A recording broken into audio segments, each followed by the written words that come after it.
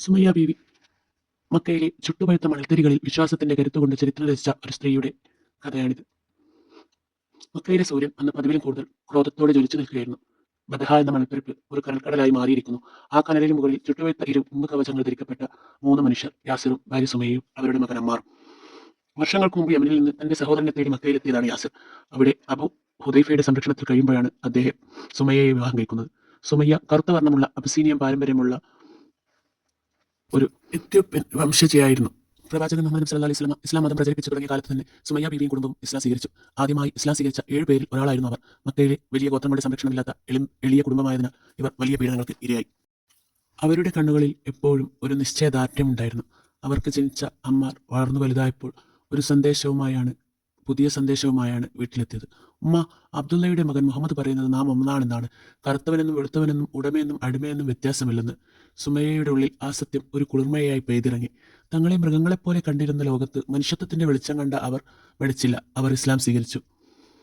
ഈ വാർത്ത കാട്ടുതീ പോലെ പടർന്നു. ഖുറൈശികളുടെ ക്രൂരതയുടെ മുഖമായ അബൂജഹലിന് ഇത് സഹിക്കാനായില്ല. തന്റെ അടിമത്തത്തിൽ കഴിഞ്ഞിരുന്നവർ മറ്റൊരു ദൈവത്തെ ആരാധിക്കുകയോ? അവർ അവരെ മക്കയുടെ നടുമുറ്റത്തേക്ക് വലിച്ചയച്ചു. മുഹമ്മദിനെ തള്ളിപ്പറയൂ സുമയ്യ, എങ്കിൽ നിനക്ക് ഈ തടവിൽ നിന്ന് മോചിതയാകാം. അബൂജഹൽ ഗർജിച്ചു. ശരീരത്തിൽ നിന്ന് തൊലിയുരയുന്ന ചൂടിലും സുമയ്യയുടെ ചുണ്ടുകൾ മന്ത്രിച്ചത് ഒരേ ഒരു വാചകമായിരുന്നു: അഹദ് അഹദ്, അള്ളാഹു ഏകനാണ്. ആവി കടന്നുപോയ പ്രവാചകൻ മുഹമ്മദ് നബി സല്ലല്ലാഹു അലൈഹി വസല്ലമ വേദനയോടെ ആ കാഴ്ച കണ്ടു. ആ കുടുംബത്തിന്റെ സഹനത്തിന് സ്വർഗം പ്രതിഫലമായി നൽകപ്പെടുമെന്ന് അദ്ദേഹം അവരെ ആശ്വസിപ്പിച്ചു. പ്രവാചകന്റെ വാക്കുകൾ കേട്ടപ്പോൾ സുമയ്യയുടെ മുഖത്ത് പുഞ്ചിരി വിരിഞ്ഞു. ആ പുഞ്ചിരി അബൂജഹലിനെ കൂടുതൽ ഭ്രാന്ത് പിടിപ്പിച്ചു. അബൂജഹലിന്റെ ഉള്ളിലെ അഹങ്കാരത്തിന് മുറിവേറ്റു. പ്രായമായ അവശയായ ആ സ്ത്രീയുടെ മനക്കരുത്തിന് മുന്നിൽ അവൻ തോറ്റുപോയി. ക്രോധം നിയന്ത്രിക്കാനാവാതെ അവൻ തന്റെ കയ്യിലിരുന്ന കുന്തം ഉയർത്തി. സുമയ്യ ബീവി ആകാശത്തേക്ക് നോക്കി. അവിടെ അവർക്കായി സ്വർഗവാതിലുകൾ തുറക്കപ്പെടുന്നത് അവർ ദർശിച്ചു കാണണം. ക്രൂരനായ അബൂജഹലിന്റെ കുന്തം അവരുടെ ഹൃദയത്തിലേക്ക് ആഴ്ന്നിറങ്ങി.